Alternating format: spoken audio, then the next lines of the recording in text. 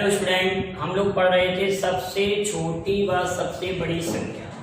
तो इसमें हमने पढ़ लिया था प्राकृतिक संख्या, पूर्ण संख्या। प्राकृतिक संख्या के बारे में पढ़ा था। प्राकृतिक संख्या क्या होती है, 1 2 3 4 एंड so on प्राकृतिक संख्या। इसके बाद में पढ़ा था हमने पूर्ण संख्या।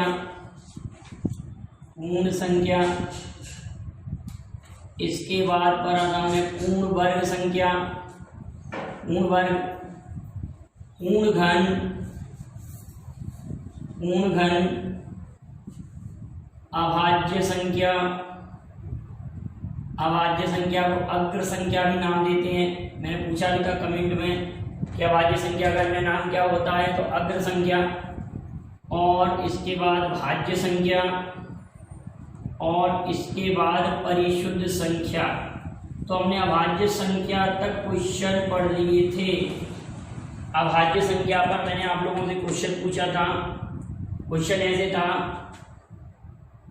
क्वेश्चन था 3-4 क्वेश्चन थे। तो ये पूछा था कि अभाज्य संख्या के अन्य नाम क्या क्या हैं। एक तो था अभाज्य संख्या, बोलते हैं इसको अभाज्य संख्या, प्रधान संख्या, रूट संख्या, प्राइम नंबर, और एक नाम इसका अग्र संख्या भी है। यही मैंने कमेंट करने के लिए कहा था। इसका अन्य नाम क्या है, अग्र संख्या। क्लियर, अग्र संख्या भी नाम है। अभाज्य संख्या, प्रधान संख्या, रूट संख्या और अग्र संख्या, इतने नाम है। फिर मैंने पूछा था कि 30 और 40 के मध्य आने वाली, क्वेश्चन था 30 तथा 40, 30 तथा 40 के मध्य, 30 तथा 40 के मध्य आने वाली, के मध्य आने वाली, आने वाली सभी अभाज्य संख्याओं, सभी अभाज्य संख्याओं का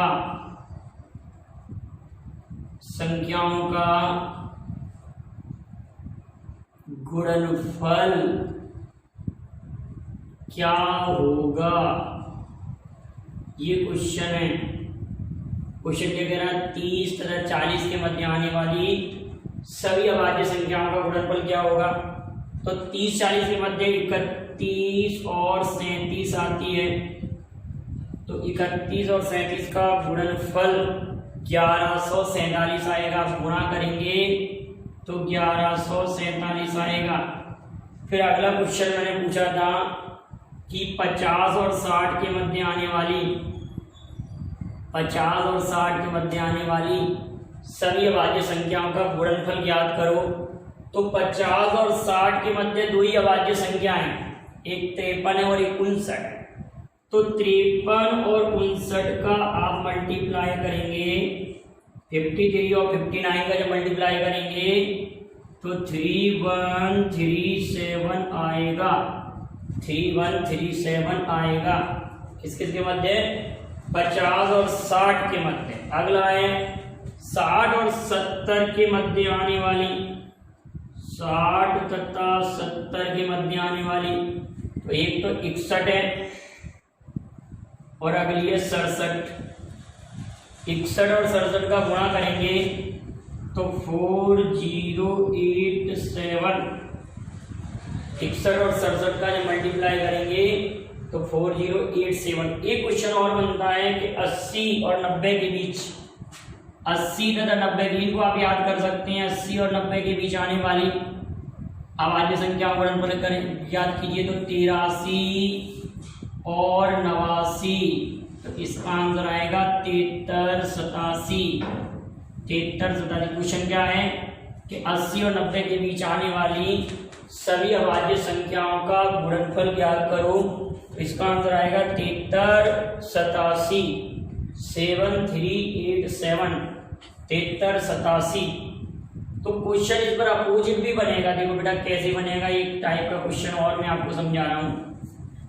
किन्हीं दो अभाज्य संख्याओं का गुणनफल 1147 है।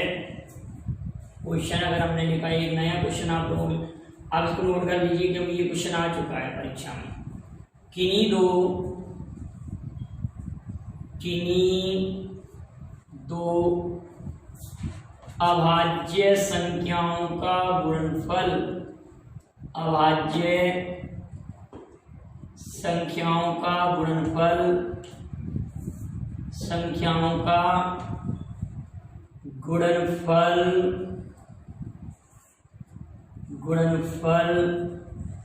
1147 है। किन्हीं दो वाली संख्या गुणनफल 1147 है, तो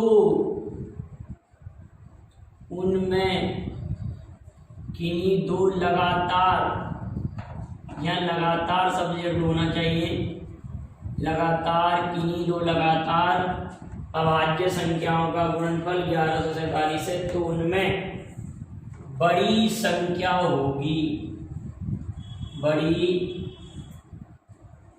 संख्या होगी, बड़ी संख्या होगी। ऑप्शन में मैंने दिया आप लोगों के लिए 41, ऑप्शन में दिया मैंने आप लोगों के लिए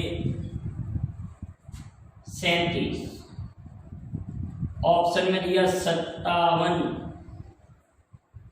और ऑप्शन में दे दिया 61।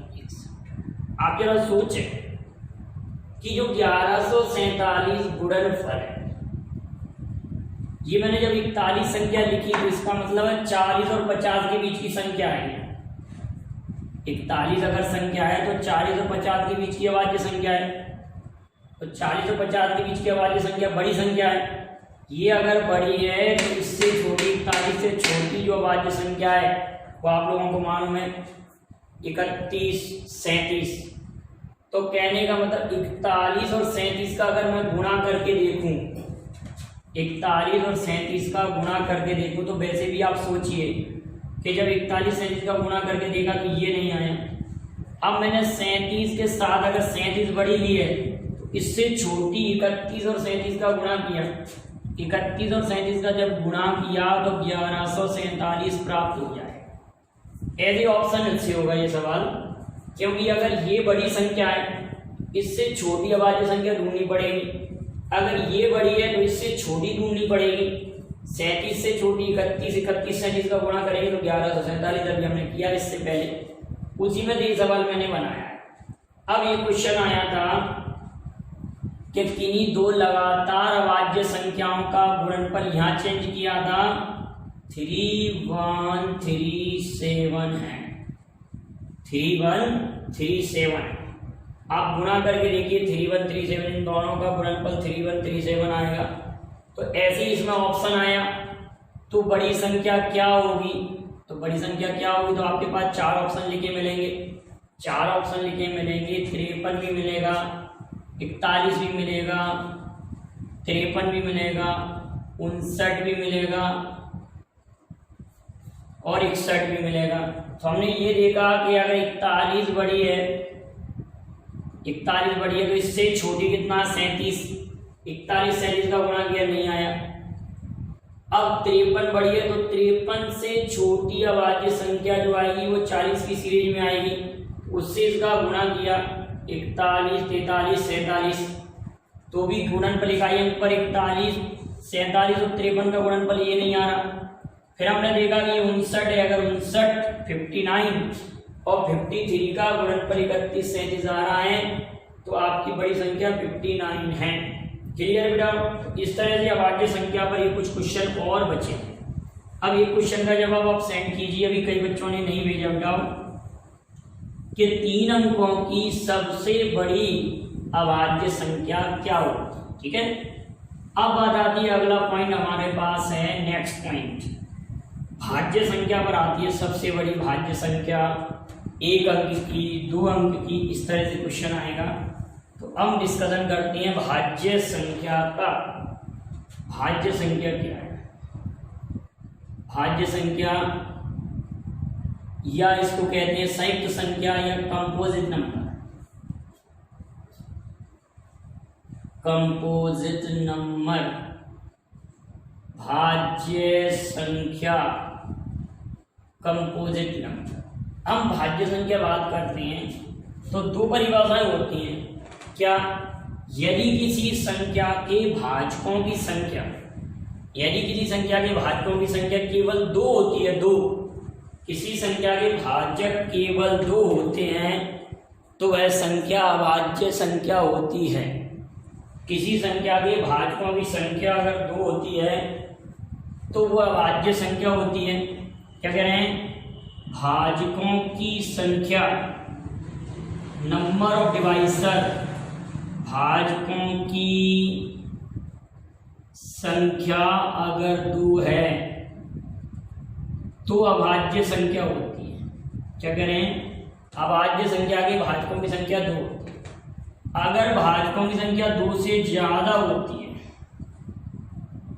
भाजकों की संख्या 2 से ज्यादा, भाजकों की संख्या अगर 2 से ज्यादा होती है, क्या कह रहे हैं? भाजकों की संख्या अगर 2 से ज्यादा होती है, ठीक है, भाजकों की संख्या अगर 2 से ज्यादा होती है तो वह भाज्य संख्या होती है। जैसे अब चर्चा करें तो सबसे पहले 4 आएगी, 4 एक भाज्य संख्या होती है। देखो, अगर 1 की बात करें तो 1 ना तो भाज्य होती है ना अभाज्य।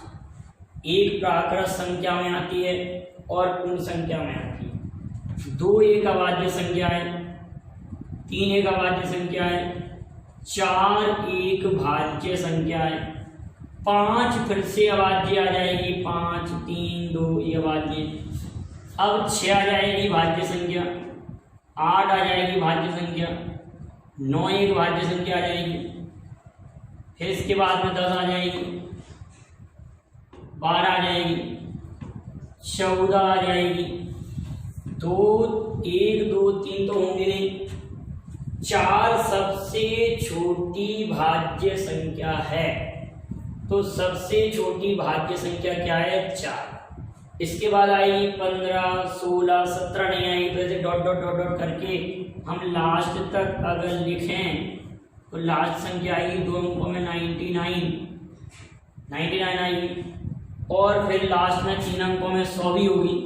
तो अगर मैं आपसे ये पूछता कि सबसे छोटी भाज्य संख्या, क्वेश्चन बना सबसे छोटी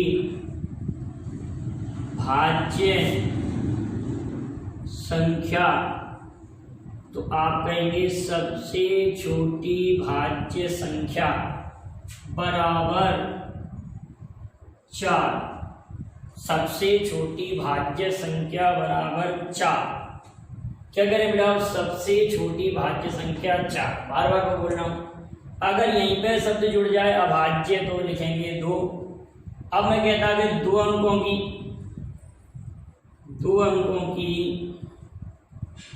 अंकों की सबसे छोटी भाज्य संख्या, छोटी भाज्य संख्या, 2 अंकों की सबसे छोटी भाज्य संख्या, तो 2 अंकों की सबसे छोटी भाज्य संख्या 10, 2 अंकों की सबसे छोटी भाज्य संख्या 10, एक पॉइंट क्लियर है। सबसे छोटी भाज्य संख्या 2 अंकों की सबसे छोटी भाज्य संख्या। अब बात आता है कि 2 अंकों की सबसे बड़ी भाज्य संख्या, 2 अंकों की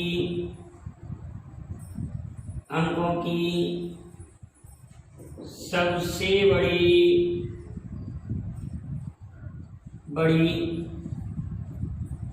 भाज्य संख्या बराबर 2 अंकों की सबसे बड़ी भाज्य संख्या 99। क्लियर है? ये बात भी क्लियर है।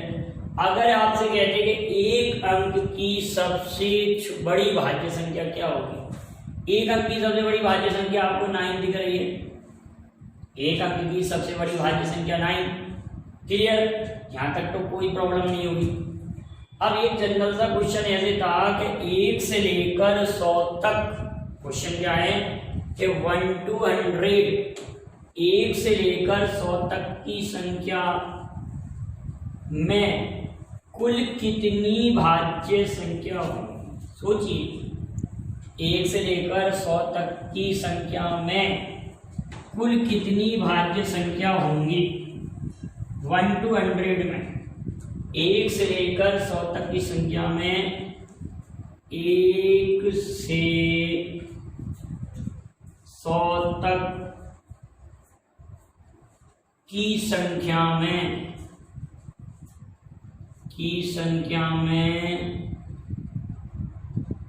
कुल कितनी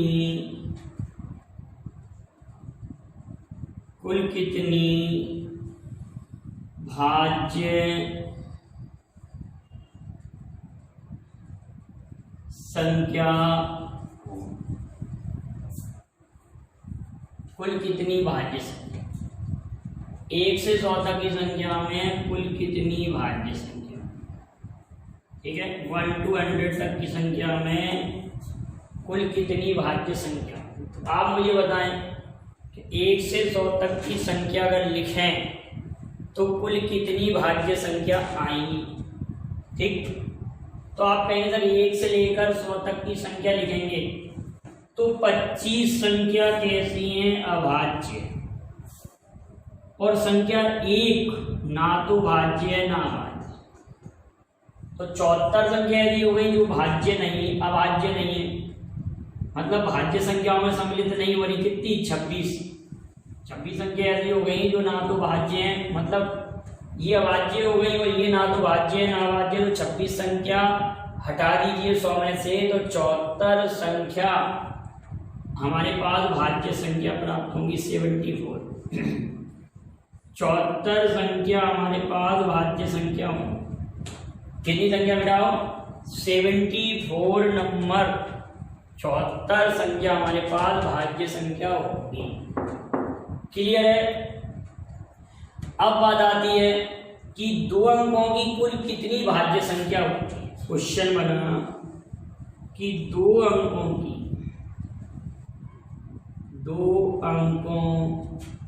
की कुल कितनी भाज्य संख्या होगी। 2 अंकों की कुल कितनी भाज्य संख्या। तो अगर हम 2 अंकों की बात करें तो हमारे पास ये हो गई 74। 1 2 3 4 संख्या उसमें से कम कर दो। कितनी कम कर दे बेटा? 4 संख्या। 2 अंकों की कुल कितनी भाज्य संख्या होगी? हम अगर इसमें से कम कर दें, कितनी? 74 में से 4 कम कर दें तो 2 अंकों की कितनी भाज्य संख्या हो जाएंगी? 70। 2 अंकों की कितनी भाज्य संख्या हो जाएंगी? आप कहेंगे 70। अगर क्वेश्चन पेपर में आया कि 2 अंकों की सभी भाज्य संख्या लिखने में कुल कितने अंकों का प्रयोग होगा, तो सोचिए जरा कि 2 अंकों की सभी भाज्य संख्या लिखने में कुल कितने अंकों का प्रयोग होगा। 2 अंकों की सभी भाज्य संख्या लिखने में कितने अंकों का प्रयोग होगा? तो 70 तो हमारे पास भाज्य हो गई, तो सभी ये 2 अंक की संख्या है, तो 2 का गुणा और हो जाएगा तो 140 उत्तर हो जाएगा। तो कितने अंकों का प्रयोग होगा? तो आप कहेंगे 140 अंकों का प्रयोग। कितने अंकों का प्रयोग होगा? 2 अंकों की सभी भाज्य संख्या लिखने में 140 अंकों का प्रयोग। तो आज हमने डिस्कशन किया भाज्य संख्या। तो मुझे लगता है अभी तक की अगर आपने 4-5 वीडियो देख लिए होंगे तो संख्याओं पर आपको कोई प्रॉब्लम नहीं आई होगी। एक सिंपल सा क्वेश्चन और लिखा है, बिल्कुल इजी सा क्वेश्चन है और आपके दिमाग के ऊपर है। क्वेश्चन है कि किन्हीं 2 धनात्मक पूर्णांकों का गुणनफल 37 है। आप उस क्वेश्चन को नोट करिए, मैं बोलते चल रहा हूं। किन्हीं 2 धनात्मक पूर्णांकों का गुणनफल 37 है। किन्हीं 2 धनात्मक पूर्णांकों का गुणनफल 37 है तो उनके अंतर का वर्गमूल क्या होगा। किन्हीं 2 धनात्मक संख्याओं का गुणनफल 37 है तो उनके अंतर का वर्गमूल क्या होगा। धनात्मक संख्याओं का गुणनफल 37 है, किन्हीं दो। तो पेपर वाले सवाल को बड़े सोच समझ के बोलेगा, कोई दो धनात्मक संख्याओं का गुणनफल, किन दो धनात्मक संख्याओं का गुणनफल 37 है, आप बताइए, सोचिए। तो आप कहेंगे सर दो धनात्मक संख्याएं 1 और 37, 1 और 37 का गुणनफल ही 37 आएगा। 1 और 37 का गुणनफल ही 37 आ सकता है ना, और किसी का हो सकता है क्या बताइए? क्यों? उसने 24 क्यों नहीं कहा? अगर 24 तो कई संख्याओं का गुणनफल हो जाता। 24 तो 12 दूनी 24, 8 तिया 24, 8 की 6 चौका 24, 24 एकम 24, इसके तो कई पेयर बन सकते थे। तो क्वेश्चन क्या कह रहा है कि किन्हीं भी दो धनात्मक संख्याओं का गुणनफल 37 है, तो उनके अंतर का वर्गमूल, तो इन दोनों का अंतर कीजिए। इन दोनों का अंतर आ रहा है 36, 36 का वर्गमूल 6। हमारे क्वेश्चन का आंसर आएगा 6। तो इस टाइप के कुछ क्वेश्चन ऐसे होते हैं जो आपके दिमाग पर डिपेंड करते हैं और आप उनको सॉल्व कर सकते हैं अगर आप अच्छे से सोचते हैं। तो यहाँ तक के क्वेश्चनों को आप अच्छे से नोट कर लीजिए। वीडियो पसंद आए लाइक शेयर कीजिए। अगले और भी इंपॉर्टेंट क्वेश्चन इन संख्याओं पर मैं लेके आऊँगा। Thank you very much. जय हिंद, जय भारत।